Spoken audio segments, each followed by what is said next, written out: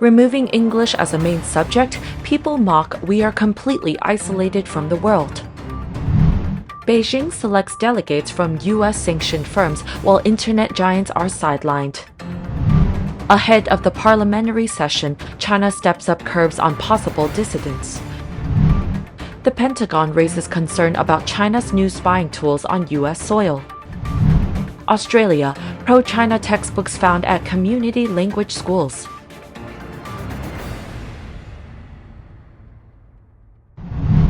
As Apollo News reported, the 14th Chinese People's Political Consultative Conference and the 14th National People's Congress, also known as the Two Sessions, began on March 4th.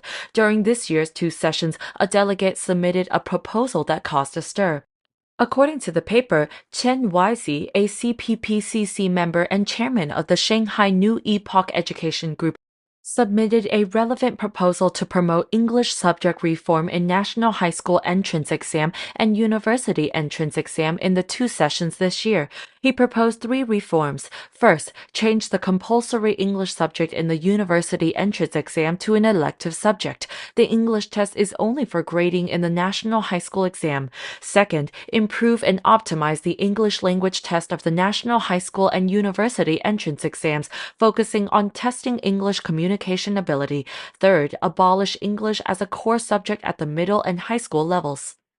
The news release stirred up Chinese netizens. Apollo News quoted some comments as follows: "Absolutely terrible. Almost any major when reaching a high level requires English." A person sarcastically said, "Most people don't use analytic geometry after graduation, so we don't need to learn it either." Another said, "Officials, celebrities, and rich people invest in English study for their children, but tell us learning English isn't necessary." Someone asked, "Don't you study English? Is China going in the wrong direction? Do you expect people to speak Chinese in international events and international laws and conventions to be rewritten in Chinese?" Someone scoffed, "We are independent and completely isolated from the world."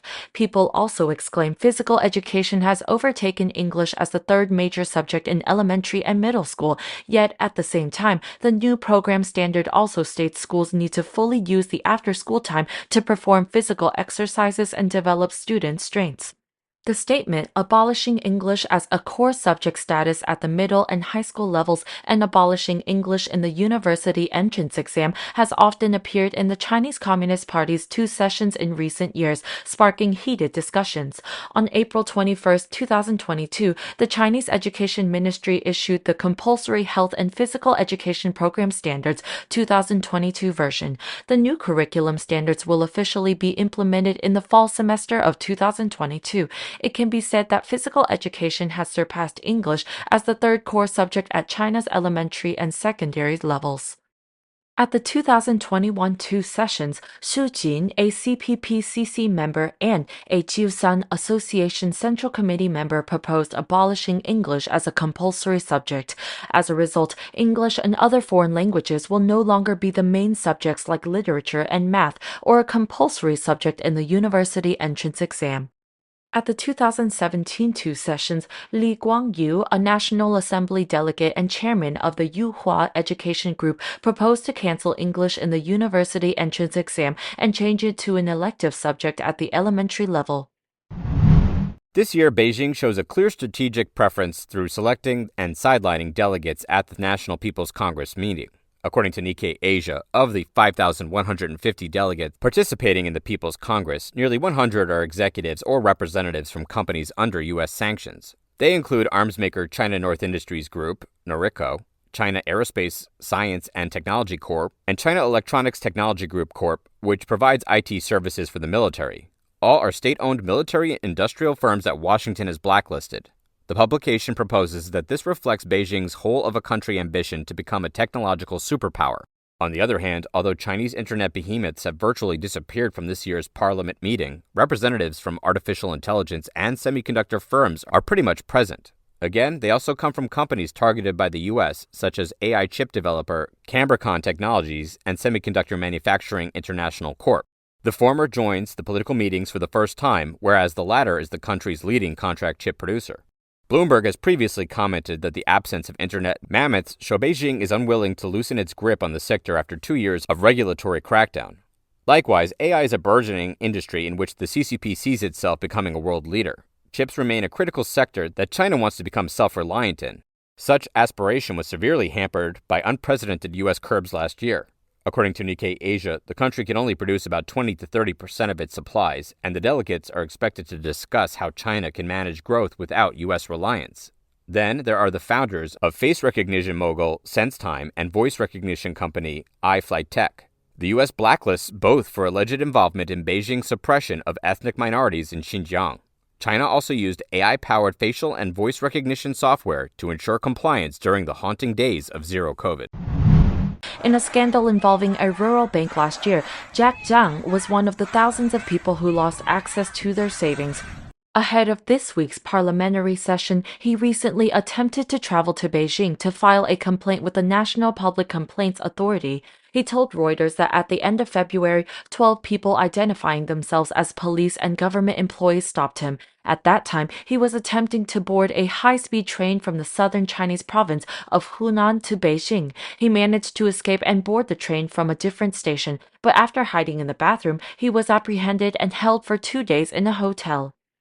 3 other depositors who lost money after at least $1.5 billion in accounts were frozen in April last year alleged that their movements have been restricted. They stated that tracking devices could be found in their cars and they were locked in their homes.